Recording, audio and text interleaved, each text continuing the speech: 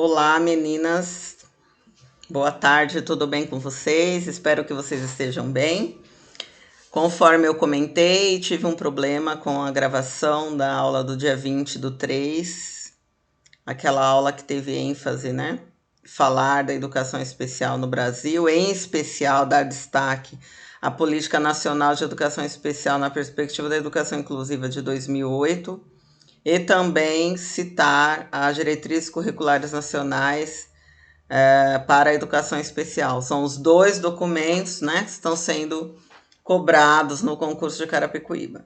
E como vocês assistiram essa aula, eu estou fazendo aqui uma síntese, né, para vocês terem também, porque infelizmente tive um probleminha com a gravação e mesmo fazendo edições não ficou bom. Eu optei por gravar esse vídeo novamente para deixar aí como um complemento da aula do dia 20/3. Então, como nós falamos, né, todas vocês estavam presentes, a Política Nacional de Educação Especial na perspectiva da educação inclusiva de 2008 não caiu do céu, né? Ela não é algo que veio, né, do nada, né? Ela é resultado de lutas, diferentes lutas de classe, né? Tanto lutas das pessoas com deficiência, lutas das famílias, lutas das instituições, né, que atendem as pessoas com deficiência, lutas de movimentos. Então, ela é resultado de várias políticas anteriores, né, várias lutas. Então, quando a gente fala, né, será que nós começamos a olhar para a questão da educação inclusiva no Brasil só de 2008 para cá? Pelo contrário, né? Como eu comentei com vocês, depois eu posso até deixar a minha dissertação de mestrado. Na dissertação de mestrado, dediquei um capítulo a essa temática, onde eu faço, né, eu traço um pouco do histórico, né? Vou resumir aqui brevemente. Vamos lembrar, né, que ao longo da história da humanidade, e no Brasil não foi diferente, nós temos 4 grandes movimentos, né, em relação à pessoa com deficiência. O primeiro movimento é o movimento de exclusão, né? É o movimento de que as pessoas, né, a sociedade de uma maneira geral olhava para a pessoa com deficiência e o considerava incapaz, né? Durante muito tempo, inclusive foi associado a questões, principalmente depois do final da idade, durante ali o finalzinho da Idade Média, início da Idade Moderna, nós temos, né, um movimento ainda muito forte, né, que olhava, que associava as deficiências a questões religiosas, a questões ligadas à bruxaria, né, a questões ligadas ao próprio castigo divino. Então, como se a pessoa de alguma maneira tivesse que pagar, né, carregando aquele corpo diferente por algum ato, alguma, né, atitude, enfim. Então, ao longo da história da humanidade, nós vamos observar diferentes olhares, diferentes interpretações, né, para se referir à pessoa com deficiência. Depois, nós vamos ter um movimento, já no século XIX, né, de vários pensadores. Vale a pena citar o Vygotsky, né, com sua obra Defectologia, que consegue comprovar, né, que pessoas com deficiência aprendem. Se elas aprendem, elas têm direito, né, a permanecerem vivas, né? Então, elas inicialmente se falou, né, que elas tinham alma, né? Elas têm alma. Se elas têm alma, elas devem ficar vivas. E agora vem, né? Vou citar aqui Montessori, Froebel, o próprio Vygotsky. Acho que não podemos deixar de citar o Vygotsky, né, com a sua obra Defectologia, onde ele vai falar dos processos compensatórios. E esses pensadores, eles vão provar, né, que as pessoas com deficiência conseguem aprender.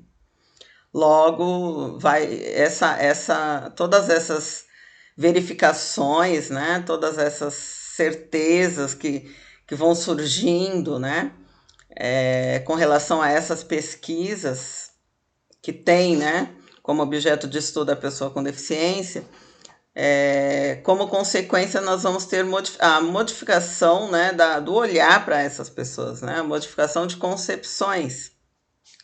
Aí nós passamos a ter um período, né, chamado segregação. O período de segregação ele vem lá do século XIX e adentra ao século XX, né, quando essas pessoas agora ficam vivas, no entanto, elas permanecem em locais, né, específicos, geralmente internatos, onde geralmente servem inclusive de cobaias, né, para psicologia, para psiquiatria, né, onde são feitos testes, observações, né. Mas já se nós compararmos a concepção que se tinha anteriormente, é um avanço, né? Essas pessoas agora permanecem vivas e já se acredita que elas aprendem. Aí, ao longo do transcorrer do século XX, vale a pena citar, né, a declaração de 1948, né, dos direitos humanos, que vai falar que todas as pessoas têm direito à educação, né? Então é um avanço, né? A gente já está falando aí de quase metade do século XX. E aí, em especial aqui da segunda metade do século XX para cá, né, para o finalzinho do século XX, nós vamos ter outros movimentos internacionais, mas nesse slide aqui nós estamos trazendo aqui, né, no caso, citando o Brasil, alguns colégios, né, algumas instituições que são aí do século XX e que, de alguma maneira, contribuíram, né, para se pensar a educação dessas pessoas, né. Nós temos o Instituto Imperial de Meninos Cegos, é o primeiro do Brasil, né, 1854, ainda Brasil Império, né. Depois a gente tem aí o Instituto dos Surdos Mudos, era a forma com que eles eram chamados à época, né? Ainda existe no Rio de Janeiro. Vale a pena citar, né? Também o Instituto Imperial também existe até hoje. Hoje ele é chamado, né, de Instituto Benjamin Constant. O nome foi modificado depois e hoje ele é um grande centro de pesquisa, né, na área da deficiência visual. Mas, em especial no século XX, a gente tem, né, Instituto Pestalozzi, 1926, em especial começando com os deficientes mentais, né, como eram chamados à época, e em 1945, começando também um trabalho de pesquisa relacionado aos superdotados, hoje chamados de pessoas com altas habilidades, né. E temos, né, também um divisor de águas, no que diz respeito principalmente à deficiência intelectual, né, que é o surgimento da APAE no Brasil, em 1954. Mas o que está em pauta até aqui, né? O que a gente não pode deixar de falar, né? Que temos que considerar que é um avanço, sim, né? É um grande avanço. Essas pessoas estão indo à escola. É um avanço. Mas observem que estamos falando aí de um período muito anterior ao que se hoje está, né, se discute hoje, que é a questão da inclusão, né? Não citamos ainda, não se fala ainda que essas pessoas têm condições, né, plenas de estarem na escola comum com todas as pessoas, né? Não só na escola, mas em todos os setores da sociedade. Então, o que está em pauta aqui, como está nesse slide, está fundamentada aqui uma concepção de normalidade e anormalidade, barra anormalidade, né? Ou seja, ou você é normal ou você é anormal. Logo, se você é anormal, você fugiu do padrão, né? Essa concepção é chamada de concepção clínica, concepção médica, né? Ela é fundamentada em documentos da Organização Mundial da Saúde. Vale a pena citar, por exemplo, o CIF, Classificação Internacional de Funcionalidade, o CID, né? Todo mundo conhece. Enfim, o que a gente tem como pauta aqui? Que ou você nasce, entre aspas, normal, ou você nasce com uma normalidade. Qualquer diferença que te faça, né, diferente dos demais, qualquer mudança, né, qualquer modificação aí, né, no seu corpo, no seu intelecto, né, tanto do ponto de vista anatômico, quanto do ponto de vista intelectual, quanto do ponto de vista cognitivo, qualquer alteração, qualquer modificação, você já passa a fazer parte, né, dessa categoria aí de pessoas deficientes, né, termo utilizado à época. E o que está em pauta é um conceito de pessoa normal, entre aspas, sempre, né? Pessoa normal, ou seja, é uma regra. Aquele que foge da regra é considerado uma pessoa com deficiência. E mais ainda, se você fugiu da regra por diferentes fatores que aqui não vem ao caso, que deram origem à sua deficiência, é você que vai ter que se esforçar, é você que vai ter que lutar, né? Para correr atrás aí na sociedade e ter sucesso, digamos assim, né? E permitir que com todas as suas especificidades, né, você consiga também ter oportunidades. Então, o seu sucesso ou o seu fracasso é responsabilidade, né? Serão responsabilidade sua, né? Então, esse conceito está pautado, né, numa premissa de que a deficiência é do sujeito. Se ela é do sujeito, ela é uma deficiência clínica, né? É uma deficiência que é sua, que é biológica, que vem contigo, né? E a sociedade, que é o meio externo a você, não tem nada a ver com a tua deficiência. E aí nós vamos começar a observar que estamos aqui, né, em 1961. A nossa LDB de 1961, a 4024, ela diz o seguinte, que as pessoas excepcionais devem ter direito à educação, preferencialmente no sistema geral de ensino. Observem, né, que o termo excepcionais está aí se referindo às pessoas, né, com deficiências diferentes. Eram todos colocados mesmo na mesma panela, né? Então, o que seria excepcional, né? Eu posso interpretar esse termo a partir de diferentes pontos de vista, né? Excepcional pode significar, inclusive, ser além, né? Acima do normal, né? Excepcional, né? Então, se nós pegarmos o dicionário, né? Esse termo aí, por que ele é utilizado para se referir a uma pessoa que é excepcional no sentido negativo e não positivo, né? Mas aqui é uma observação que cabe a ser feita com relação ao termo mal utilizado, né? E que gera aí uma interpretação bastante errônea. Mas o que nos interessa aqui com relação a essa LDB de 61? Que ela começa, né, a apontar que essa pessoa tem direito à educação e que preferencialmente no sistema geral. Por que sistema geral de ensino? Porque haviam as escolas especiais, né? Os institutos, que não pertenciam, né, ao sistema geral de ensino, que posteriormente foi chamado de educação, ensino regular, né, escola regular. Aí, seguindo,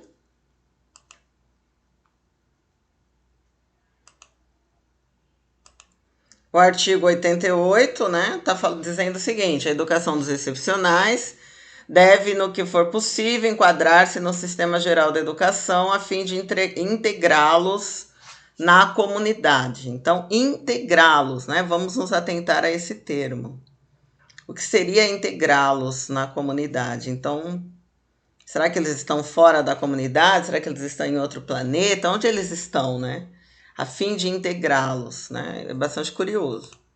Aí, seguindo, nós chegamos em 71, e nós vamos ter o artigo 9 dessa alteração da LDB, que diz o seguinte, né? Alunos com deficiências físicas, mentais, que possuam atraso considerável quanto à idade de matrícula e os superdotados, no entanto, deverão, né, ter acesso à educação, né? Deverão ter tratamento especial. Aqui outra curiosidade, né? O que seria esse tratamento especial? No entanto, não promove a organização de um sistema de ensino capaz de atender às necessidades educacionais especiais desses alunos. E ainda reforça o encaminhamento às classes especiais e escolas especiais. Por quê? Porque quando se coloca aqui, né, observa que está entre aspas, tratamento especial, né, em que sentido é tratamento especial? Dessa forma, isso que a gente coloca ao final acaba reforçando que essas pessoas têm sim necessidade de estar num ambiente à parte, né? Num ambiente diferente, num ambiente próprio para elas, específico, o que reforça as escolas especiais. Então, nesse sentido, é um retrocesso comparado ao que nós vimos na lei anterior de 61, né? 10 anos depois, a lei de 61 já afirmava, né, que preferencialmente essas pessoas deveriam estar no sistema regular de ensino, e agora a gente observa esse termo, né, tratamento especial, que a gente sabe, né, se tratando de lei, pode ser interpretado aí, né, que pelo pessoal da área do direito, né, que essas pessoas sim necessitam de algo próprio, né, de um ensino diferenciado, né, não no sentido relacionado a métodos, mas no que diz respeito a um ambiente específico, né. Nesse sentido, reforça as escolas especiais e as classes especiais. Aí, seguindo, eu trouxe esse slide aqui, né, porque é importante lembrar que em 73 foi criado, é a primeira vez, né, que nós temos no Brasil, subordinado ao Ministério da Educação e Cultura, o Centro Nacional de Educação Especial, CENESP. Então, foi criado um órgão que terá, né, como objetivo olhar para os estudantes com deficiência. Então, é um grande avanço, né? No maior órgão federal, né, que cuida da educação no Brasil, que é o MEC, então é um avanço. E chama atenção aqui porque esse órgão foi criado com a intenção de ajustar, né, termos que estão aí na própria lei que eu trouxe, período de ajuste na classe especial, né? Então, esse órgão deverá, né, orientar, gerenciar, né, organizar, oferecer suporte a esse período que passa o Brasil. É um período né, assim, nós temos uma mudança, uma modificação, né? As pessoas estão deixando as escolas especiais, estão começando a serem, termo utilizado à época, integradas, né? Integradas à escola. Então, é um período de transição. Por isso foi criado esse órgão. Então, assim, oba, maravilha, chegamos à inclusão? Não, estamos falando da década de 70. É um período de transição de escola especial para a inserção dessa pessoa na escola comum, mas detalhe, isso tem que ficar, né, claro. Lembra quando nós citamos lá no início que nós, para falar da educação de pessoas com deficiência no Brasil, nós falamos de 4 períodos, estamos chegando no terceiro, né? O período da integração. A pessoa não saiu de repente, né, do nada. As pessoas com deficiência não saíram da classe especial e foram diretamente para a sala regular, né? Isso não aconteceu. Então, no meio, entre segregação e inclusão, nós estamos trazendo aqui, né, um marco teórico, né? Então, exclusão, segregação. Entre a segregação e a inclusão, nós temos a integração. A integração é um outro movimento, né? Um outro olhar que é dado à pessoa com deficiência, que agora, inclusive baseado em pesquisas, né? E também em testes de QIs norte-americanos, sabemos disso, né? Tem influência aí de várias correntes da psicologia, né? Que pensam que para a pessoa ser considerada, entre aspas, normal, ela tem que ter um QI acima, né, de, vou citar aqui, né, X. Então, o QI inferior a X faz com, né, enquadra essa pessoa numa condição de pessoa com deficiência mental. Então, agora, observem que estamos avançando. No entanto, todas as responsabilidades continuam sobre a pessoa com deficiência. Então, assim, observem que é ela que tem que provar para a sociedade que ela é capaz. É a pessoa com deficiência que vai ter que provar através do resultado desse teste de QI que ela sim, ela não é uma pessoa com deficiência, não. Ela pode estar na escola comum. Então, continua, né, sob a pessoa, né, sob a responsabilidade da pessoa com deficiência. O seu sucesso, o seu fracasso, a sua inclusão ou a sua exclusão. Então, é um avanço, mas a gente vem, né, fazendo esses apontamentos e, logicamente, fazendo a crítica, porque nós não avançamos ainda, né? A deficiência ainda está na responsabilidade, sob a responsabilidade da pessoa. Então, esse período é chamado de integração. Então, no período da integração, né, como já explicado, a pessoa teria que provar de alguma maneira que ela tinha, né, potencial para estar na sala comum. E como que ela prova? Através do teste de QI. Obviamente, né, como eu coloquei aqui, ela teria que ser considerada apta, entre aspas, né, para ser remanejada para a classe comum. Como esses testes de QIs eram, né, extremamente complexos, né, eu diria que até muitas pessoas hoje ditas, né, pessoas sem deficiência, não seriam, né, não passariam nesses testes, que eles eram absurdos, eles foram proibidos, né, graças a Deus. Então, essas pessoas não conseguiam, né, ser consideradas aptas, como está aí no documento. Então, elas permaneciam na chamada classe especial. Então, nós temos aqui um movimento, né, como eu falei, né, já de migração, de transição.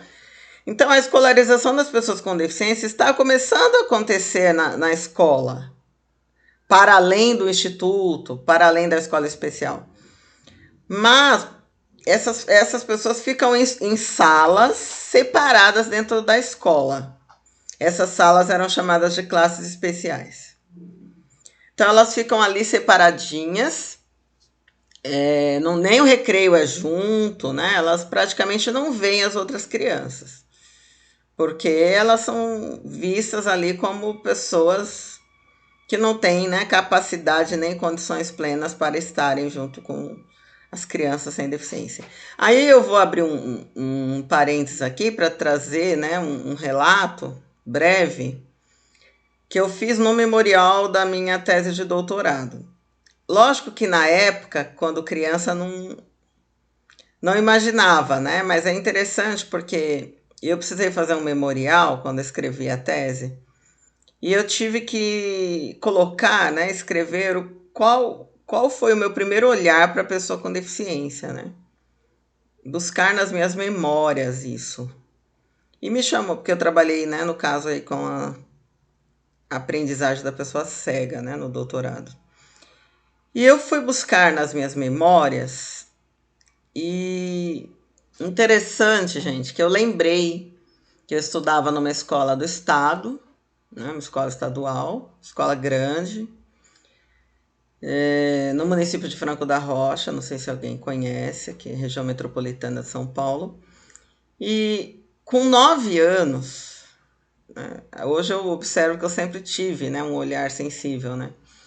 Mas assim, interessante isso. Com 9 anos,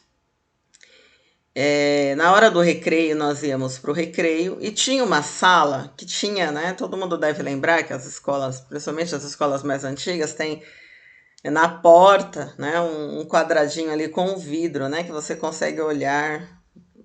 Quem passa no corredor consegue ver a sala. e aquela porta ficava fechada. E a gente observava que tinham crianças lá dentro. E começou a me chamar a atenção por que aquelas crianças não iam brincar conosco, né? Não participavam do recreio conosco. E essa questão foi, né, depois de muito tempo, vou utilizar aqui o verbo intrigar, né? Me intrigava, né? Por que aquelas crianças não brincavam conosco? E um dia eu fui falar para a professora, lembro até do nome, né? Uma professora já bem idosa, com métodos bem tradicionais, né? Se chamava Odete. Ela disse assim para mim: eles não brincam com vocês porque eles são doentes. Eles são doentes, por isso eles não podem brincar com vocês. Assim, bem brava, né? Porque eu estava parada na frente da porta, olhando aquelas crianças, né? E tentando entender por que eles não saíam para brincar conosco, né? Por que eles não faziam recreio conosco. E ela disse isso, gente. Depois que ela disse isso para mim, aguçou mais ainda a curiosidade, porque eu comecei a pensar, mas por que doentes? A meu ver, doença tinha que ser alguma coisa visível, né? Então eu começava a olhar, eu olhava diariamente ali no recreio, ficava observando para tentar entender, né? Se a olho nu eu enxergaria algo diferente, né, naquelas crianças que os diferenciava das demais. Olha que interessante, né? E eu tinha só 9 anos. Então, aquela experiência que eu tive é a experiência de ter estudado, né? Depois de muito tempo fui entender isso, quando eu fiz o magistério, né? Que aí nós fizemos o estágio nessa escola, as regências, né, do magistério, e eu fui entender que era uma classe especial dentro daquela escola estadual, né? Que seria a escola regular. Então, esse movimento chamado integração é o movimento que eu presenciei ainda, né? Eu estou falando aqui do final dos anos 80, né?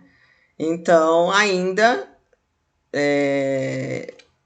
nós já tínhamos a Constituição de Federal de 88, que eu estou falando exatamente do ano de 89, mas nós ainda tínhamos na prática as classes especiais, né? Existindo nas escolas. Então, esse é o período da integração, né? Eles têm que ficar nessa classe e à medida né? A gente sabe que isso não vai acontecer na prática, pelo menos para a grande maioria. À medida que eles conseguirem provar, né, que são capazes de estarem aí na sala regular, na sala comum, aí sim esses alunos serão inseridos, né, aos poucos na sala comum, mas isso não acontecia, porque a única forma de medir, né, essa inteligência, enfim, o único critério adotado era ser aprovado, né, ser considerado apto nesse teste de QI. Então, esses alunos perpetuavam, né, passavam praticamente toda a sua vida ali na classe especial. E vale a pena comentar também, gente, que havia um documento que o diretor de escola poderia fazer, poderia assinar. E depois eu fui trabalhar no Cefai, né? No ano de 2014 eu entrei no Cefai. Olha que curioso. 2014, quantos anos depois? E eu encontrava diretores, eu pertencia ao Cefai de Pirituba. Eu encontrava diretores que queriam que nós, né, representantes do Cefai, representando a DRE, auxiliássemos, né, esse diretor e assinássemos também esse documento comprovando que o aluno não aprende mais. Por que eu estou trazendo esse relato? Para mostrar para vocês que tem diretores, infelizmente, muito preconceituosos, né? E também bastante desatualizados, né? Com relação à legislação. Do que se trata? Havia um documento chamado Terminalidade Específica. Esse documento, ele era assinado pelo diretor da escola. Se vocês procurarem no Google, ainda devem encontrar algum modelo pronto. E nesse documento, o diretor afirmava que esse aluno não teria mais condição de aprender, não teria mais como evoluir, e a partir de então ele poderia ficar em casa. Uma vez que o diretor assinou, a família também assinava e o pai estaria, né, livre das responsabilidades de ter que levar o seu filho à escola. Imaginem isso já na década de 90. E esse documento não existe mais, está proibido. Mas como eu estou dizendo para vocês, eu entrei no ano de 2014 no Cefai, fiquei até 2018. E mais de uma situação, gente, infelizmente. Chegavam diretores, lógico que alguns casos, né, mais complexos, né, geralmente relacionados a deficiências múltiplas. Aí o diretor chegava no Cefai e tinha ouvido falar desse documento, né? O que nós achávamos de aplicar esse documento ao aluno X, à aluna W, né? E aí, lógico que nós falávamos que não. Onde já se viu se nós, da área da educação, né? Nem a medicina, né? Nem a medicina cabe, né, julgar e afirmar que um ser humano não aprende mais, né? Sabemos que o desenvolvimento humano é ilimitado, que dirá um professor, né, um diretor afirmar, né? Então, foi proibido esse documento, mas ele existiu. Então, nós estamos falando, chegando aqui, né, a década de 90, período da redemocratização do Brasil. As legislações anteriores aqui que eu comentei foram legislações do período da ditadura militar, né? Vamos lembrar que a ditadura chega ao fim em 1985 e em 88 nós temos uma nova Constituição, haja vista que nós voltamos a ser uma democracia, né?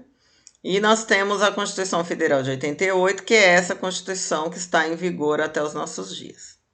O que essa Constituição vem nos dizer? Com relação à educação das pessoas com deficiência. Então tá lá, objetivo, promoção do bem de todos, sem preconceito de origem, raça, sexo, cor, idade e quaisquer outras formas de discriminação. Artigo 3º. Princípios na igualdade de condições de acesso e permanência de todos os alunos na escola. E ainda, seguindo, né, artigo 208, garantia é dever do Estado, garantia de acesso aos níveis mais elevados do ensino, da pesquisa e da criação artística, segundo a capacidade de cada um. Então, aqui se referindo às pessoas com altas habilidades. Seguindo, artigo 208 ainda, parágrafo 3º, atendimento educacional especializado aos portadores de deficiência, preferencialmente na rede regular de ensino. Então, observem que ainda aparece o termo portador, né? Nós até comentamos na aula que hoje não se utiliza mais esse termo porque ninguém tem a opção de portar ou deixar de portar uma deficiência, né? Então, hoje o termo correto a ser utilizado é pessoa com deficiência, aluno com deficiência, estudante com deficiência. Chegamos à década de 90. 2 documentos internacionais também influenciaram bastante, né, diretamente a educação das pessoas com deficiência em todo o mundo. Um é a Declaração Mundial de Educação para Todos, que aconteceu em Jotien, Tailândia, em 1990. O Brasil foi signatário. O Brasil participou. E essa declaração, ela traz, né, o direito, né? Ela reforça o direito de todos, né? Todas as pessoas terem direito à educação. E 4 anos depois nós temos Salamanca, né? Declaração de Salamanca 94, que é uma declaração, né, que aconteceu em Salamanca, na Espanha. O Brasil também foi signatário. E Salamanca é um documento importantíssimo, né? No que diz respeito à educação das pessoas com deficiência, porque Salamanca, inclusive, avançou muito na questão do quem é, né, o sujeito com termo bastante utilizado por Salamanca, que era necessidades educacionais especiais.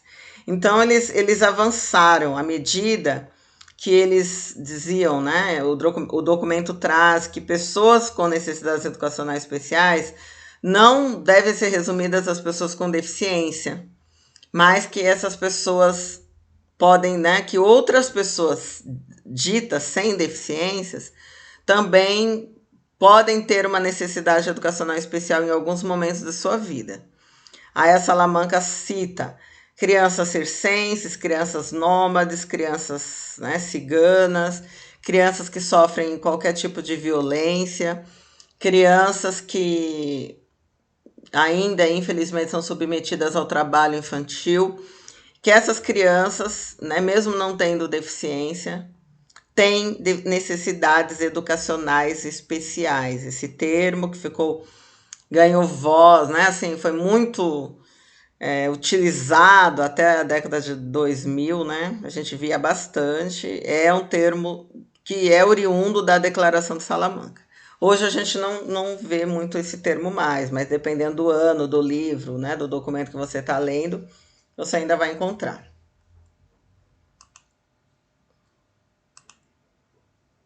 Aí nós chegamos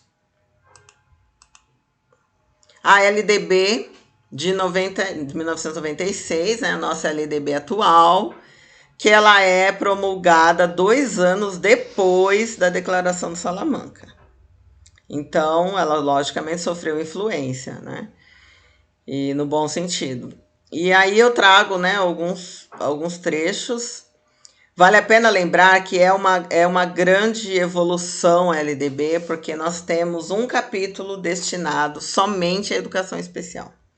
Então, nós temos o capítulo 5, que a lei dedica somente à educação especial. O que a gente tem de mudança aqui? Até aqui nós estávamos falando de integração, né? Agora nós temos que lembrar que a partir desse momento não existe mais na prática a integração, né? Todas as pessoas com deficiência devem estar na escola comum, na classe comum, preferencialmente, né? Ainda esse termo preferencialmente está aí no artigo 4, né? Temos que ressaltar que esse termo aí, ele traz, né, abre brechas, né, na lei, preferencialmente. Isso quer dizer que em casos muito complexos, né, há que se estudar, né, que ainda há um respaldo, né, para essa pessoa estar num outro local que não a classe comum. E então, o que acontece com a classe especial? Ela deixa de existir, né? Pelo menos 80% desaparece, né? Ficarão algumas ainda na área da surdez, né? Porque a surdez é uma deficiência que a gente tem que analisar com outros olhos, porque a Libras é língua, né? Então precisa da comunicação.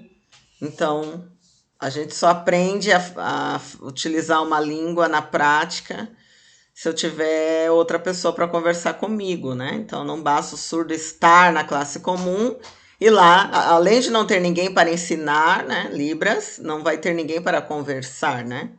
Então ainda existem classes especiais para surdos, mas todas as demais deficiências, né, essas classes especiais deixaram de existir. O que mais que a gente tem, né, de mudança, né, a partir da LDB? A educação especial passa a ser uma modalidade de educação transversal. Isso aqui é muito, né, importante. O que quer dizer transversal? Que ela vai perpassar todas as modalidades de ensino. Então, eu vou começar, eu coloco meu bebê com 4 meses com deficiência na escola, ele vai precisar de apoio desde o berçário 1 até o ensino superior, dependendo de sua deficiência. Então, a educação especial, ela torna-se uma modalidade diluída, né? Eu gosto desse termo, porque eu acho que ele exemplifica bem, né? Ela passa a estar diluída em todas as modalidades. Então, ela está na educação infantil, ela está no ensino fundamental, ela está nos anos finais do fundamental, e ela está no ensino médio, e ela está também no ensino superior. E no pós, né, lá na pós-graduação, no mestrado, no doutorado, caso esse estudante siga aí com seus estudos, ele vai sempre precisar, dependendo da deficiência, de um suporte, né? Vamos pensar, por exemplo, no cego, a questão do braille, né? Então, ela passa a ser, a educação especial, ela passa a ser oferecida no formato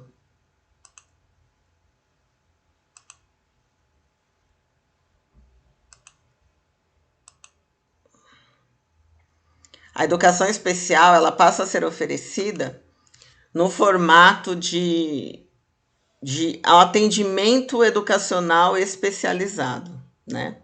Popularmente conhecido pela sigla AEE.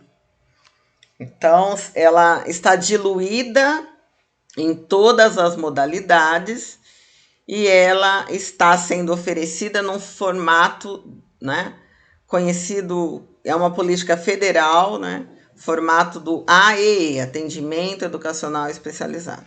A gente vai falar um pouquinho mais aí para frente, né, como é esse formato de atendimento. Então, a educação especial não será mais, a partir da LDB de 96, uma modalidade à parte, né, que separava, que segregava.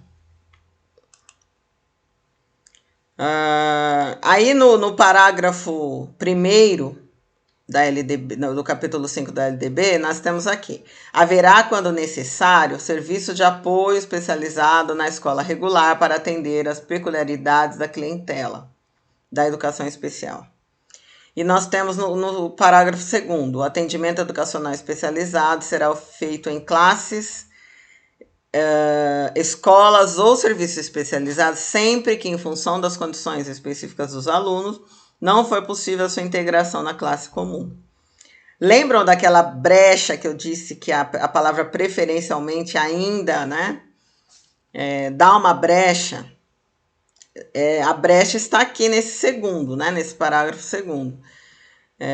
Por isso que é preferencialmente, porque alguns casos deverão ser analisados e, se comprovado, né, que esse aluno não tem condição de estar na classe comum, ele ainda estará, né, na classe especial, na escola especial, né? Casos muito complexos, né? A gente sabe disso.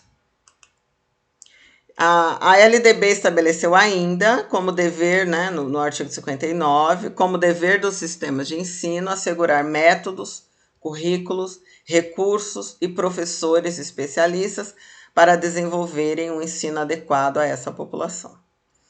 Que é, né, como vai ser oferecido o AEE, né? Em outras palavras, como vai ser oferecido o AEE? Já sabemos que a educação especial não é mais uma modalidade de ensino à parte, mas que ela está diluída em todas as modalidades, perpassando toda a educação, da educação infantil ao ensino superior. Então, como que ela vai ser oferecida? Em que formato, né? Daqui a pouco falaremos um pouco sobre isso.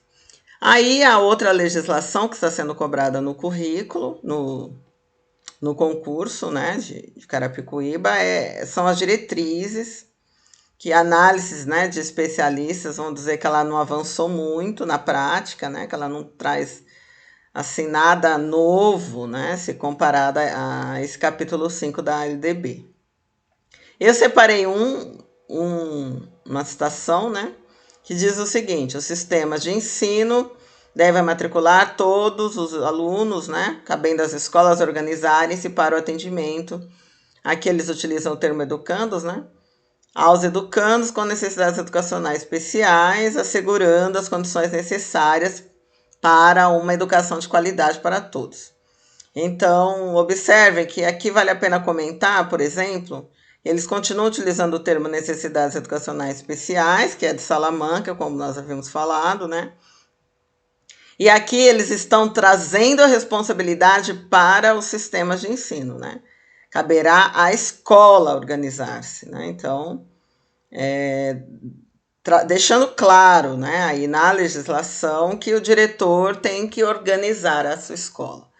né? Desde o que diz respeito à acessibilidade física, acessibilidade, né, no que diz respeito aos professores, formação continuada, né, dos professores que atuam na escola, né, que já são formados, mas que precisam continuar estudando, né? Essa formação é chamada de formação continuada. Seguindo, aí nós temos a Convenção sobre os Direitos das Pessoas com Deficiência de 2006, é mais um documento internacional também, que vai influenciar a educação das pessoas com deficiência em todo o mundo, não só a educação, né? Ele tem um conceito muito mais amplo, né? A Convenção dos Direitos da Pessoa com Deficiência, né? 2006. E o que a gente tem aí, né, de avanços para a educação dessas pessoas? Os estados devem assegurar um sistema de educação inclusiva em todos os níveis, em ambientes que maximizem o desenvolvimento acadêmico e social, compatível com a meta de inclusão plena. Então, aparece aqui pela primeira vez o termo inclusão plena, né? Interessante. Garantindo que as pessoas com deficiência não sejam excluídas do sistema educacional geral, né? Ou seja, classe comum, sob a alegação que tem deficiência, né? Isso é um crime. As pessoas com deficiência possam ter acesso, né, ao ensino fundamental inclusivo, de qualidade. Aqui, deixa eu ver que palavrinha é essa.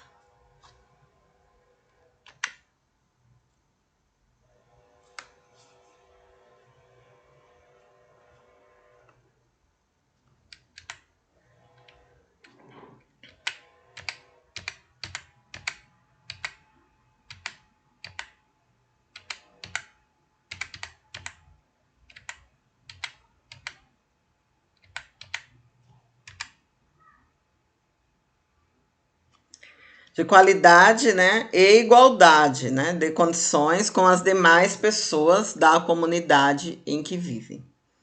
Então, são dois parágrafos bastante interessantes, né, afirmativos, né, que vêm fortalecer, né, o direito.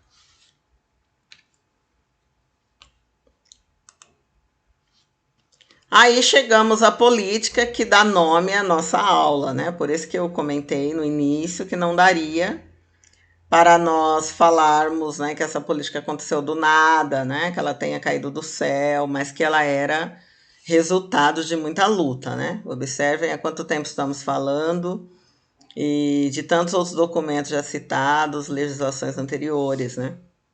Então, nós temos a Política Nacional de Educação Especial na perspectiva da educação inclusiva de 2008, né? Essa política é a política atual, que foi bastante ameaçada agora em 2020, né? Através do decreto do governo federal 10.502, mas que ainda bem, né? Graças a Deus não passou, né? Enfim, não foi aprovado. O que essa política vem, né, trazer? A educação especial reforça, porque isso aqui vem desde a LDB, né? É uma modalidade de ensino que perpassa todos os níveis. E que a educação especial deve realizar o AEE, né? Ela está diluída e ela deve realizar o AEE, que é o atendimento educacional especializado. Disponibiliza serviços e recursos, orienta alunos e professores. Então, a partir daqui, nós vamos ter a política, né, reafirmando que já havia, né, sido apontado na LDB de 96, de que a educação especial, ela perpassa todas as modalidades, ela não é mais uma modalidade de ensino separada e que ela deve ser oferecida a partir do formato do atendimento educacional especializado.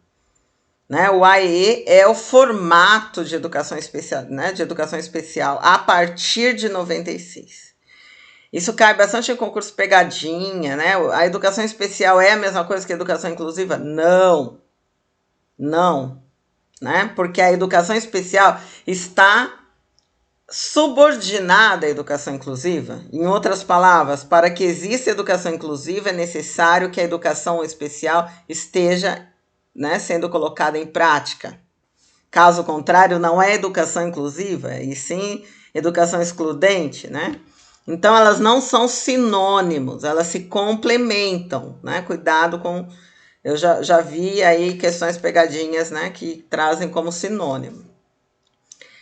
E quem é o público-alvo da educação especial a partir da Política Nacional de Educação Especial de 2008? O público-alvo é, né, ou são as pessoas com deficiência, as pessoas com transtornos globais de desenvolvimento, que hoje, esse documento é de 2008, gente, 13 anos, né?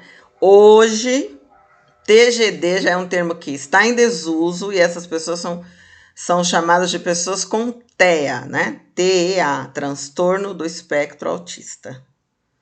Né? Então já não se usa mais TGD.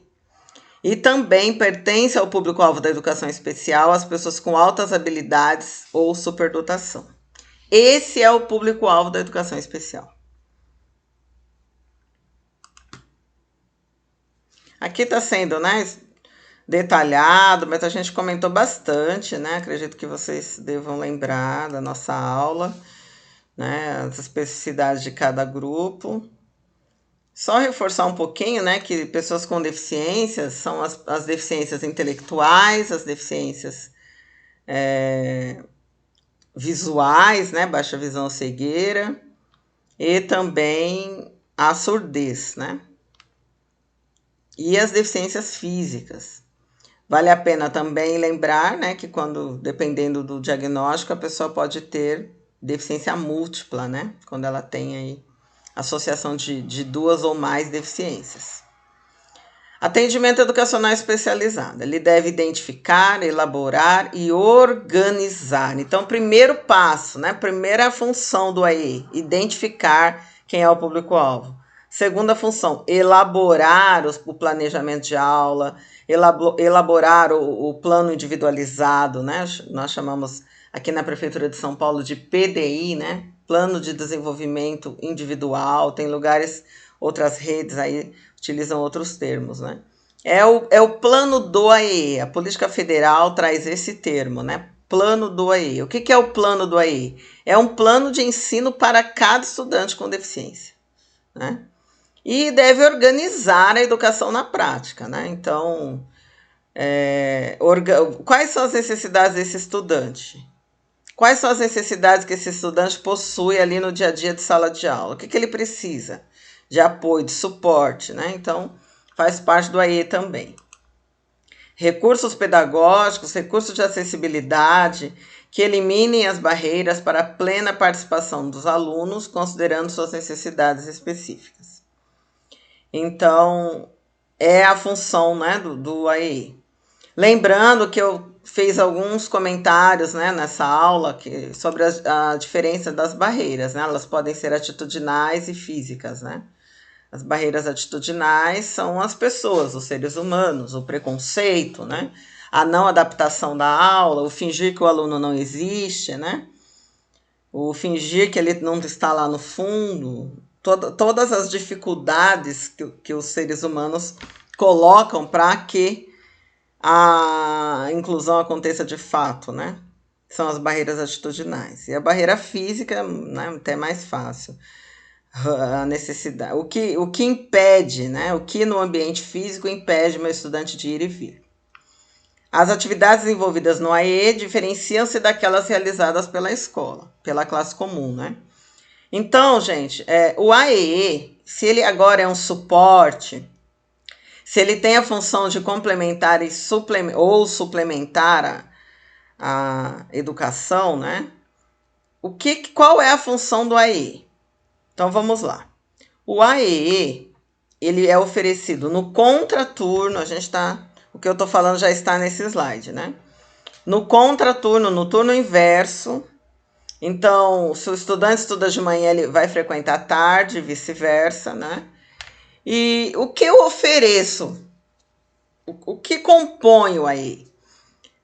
Todo tipo de atividade que vá, né, de alguma maneira contemplar as necessidades específicas desse estudante. Então, o AE é muito individualizado, não dá para eu pegar 5, 6 com deficiências diferentes e falar, estou pondo em prática o AE nessa escola. Isso não é AE. Primeiro, né, que a AE está ali bem claro, coloquei em negrito, não substitui a escolarização.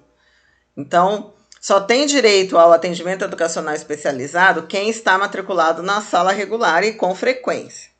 Essa é uma questão importante. Outra questão, o AE não é reforço, né? Não é reforço escolar, não é recuperação paralela.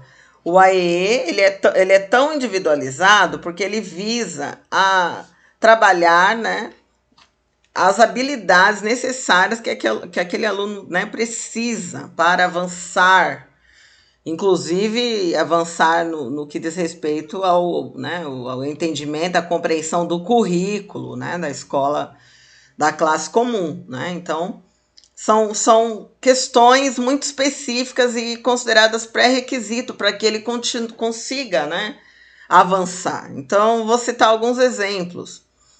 No caso do cego, o braille, que não é o professor da sala comum que vai alfabetizar em braille. No caso do surdo, as libras. Que mais? No caso da pessoa com deficiência múltipla, né, que muitas vezes não, mesmo alguns autistas não verbais, o trabalho, né, do ensino da comunicação alternativa com pranchas, né, de comunicação baseadas em imagens. Então, esse trabalho específico, estimulação, né, as atividades de vida autônoma ou atividade de vida diária, né, que parece assim, é a função da mãe. Não, faz parte do AE, né? Ensinar a colocar o tênis, colocar a meia, ser independente, né? Ser autônomo, escovar os dentes, ir ao banheiro sozinho, tudo isso é atendimento educacional especializado, né? Faz parte das atividades de vida diária e vida autônoma, como está aqui nesse segundo, né? Complementa e suplementa a formação dos alunos com vistas à autonomia e independência, na escola e fora da escola. Então, todos os sistemas de ensino de todos os lugares, né, de todas as regiões do Brasil, então, seja os sistemas municipais, os sistemas estaduais, eles precisam oferecer o AE, né, é obrigatório.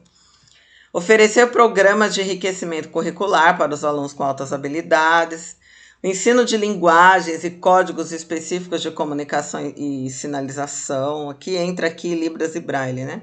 Tecnologias assistivas. Esse atendimento deve estar articulado com a proposta pedagógica do ensino comum. E o que isso aqui quer dizer? Que não é à parte, né? Não é um trabalho à parte. Nós já falamos, né, que a educação especial está diluída. Então, é um trabalho que deve caminhar junto. O professor do AE está trabalhando, né, estou trabalhando, né, o desenvolvimento de determinada habilidade do aluno João. A professora da sala comum precisa saber, né? É um trabalho de parceria. Precisa caminhar junto. Como a gente está vendo aqui, né? Ele é articulado, né? Ele não é separado, isolado do trabalho que o professor da classe comum realiza. O AE é realizado mediante a atuação de profissionais, né, com conhecimentos específicos. E vai, né, dar conta, né? Faz parte do AE o ensino das libras, língua portuguesa na modalidade escrita como segunda língua, sistema Braille, Soroban, né, aquele instrumento de cálculo matemático, orientação e mobilidade, que é o ensinar a andar com a bengala longa, né, no caso da pessoa com cegueira. Já citei as atividades de vida autônoma, a comunicação alternativa também, né? Já foram citadas. Então, são funções do AE. E no caso específico da surdez, né? Nós já falamos um pouquinho que a surdez é diferente de outras deficiências. Libras é língua materna, né? Então, essa pessoa precisa, esse estudante, essa criança, esse aluno, ele precisa conversar com seus pares, né? Muitas vezes ele é surdo, ele é filho de ouvintes. Então, com quem que ele conversa em casa? Com quem que ele vai falar? Né? Com quem que ele vai praticar a língua? Então, existe a possibilidade ainda, né? As classes especiais não estão extintas totalmente. Existem classes especiais para surdos. Isso também pode ser pegadinha em concurso. Elas continuam existindo né, na modalidade, né, específica, né, para dar conta aí dos estudantes com surdez. Mas, de acordo com a legislação federal, no caso da surdez, a família que vai optar, né? Existem duas opções. Ou o aluno fica na classe comum, nesse caso ele tem direito ao intérprete de Libras, que vai traduzir a aula para Libras, e também tem direito ao AEE no contraturno, onde o professor do AEE vai ensinar Libras, porque não é o professor da sala comum que ensina Libras.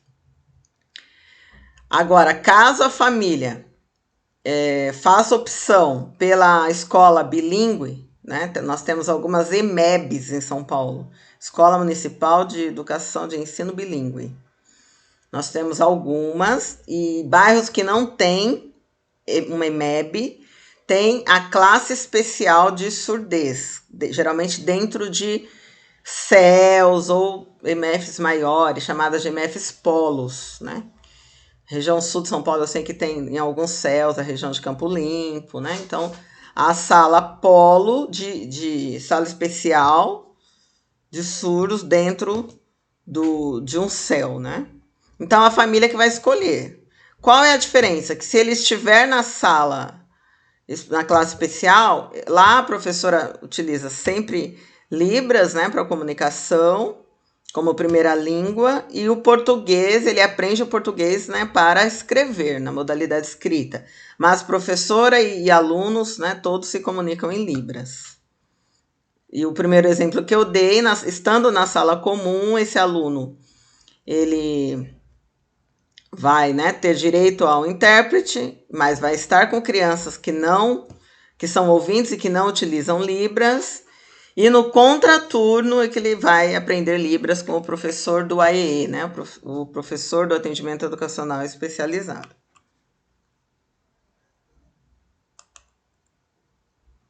E aí, para a gente finalizar, né, como fica a avaliação na perspectiva da educação inclusiva, né? A avaliação, ela inicia, né, logicamente, olhando para o sujeito, né? Eu não vou avaliar o meu estudante público-alvo da educação especial comparando-o com os demais, né? Comparando-o com os outros que não têm deficiência. Então, é ele com ele mesmo, né? Como ele era quando ele chegou aqui em fevereiro, como ele está agora em junho, né? O que ele avançou, o que ele sabia fazer, o que ele faz agora, né? Ah, ele não era nem desfraudado, ele desfraudou, ele pede água, joia, olha como ele avançou, né? Então, é o meu estudante com ele mesmo. Avaliação processual, avaliação acontecendo ao longo do processo. As pessoas com deficiência devem ter acesso ao ensino fundamental inclusivo e de qualidade, né? Gratuito, em igualdade de condições com as demais pessoas, né? Na comunidade em que vivem. Eu separei esse artigo 24, que eu acho ele, né, bastante sucinto, né? Um artigo da Política Nacional da Educação Especial na perspectiva da educação inclusiva.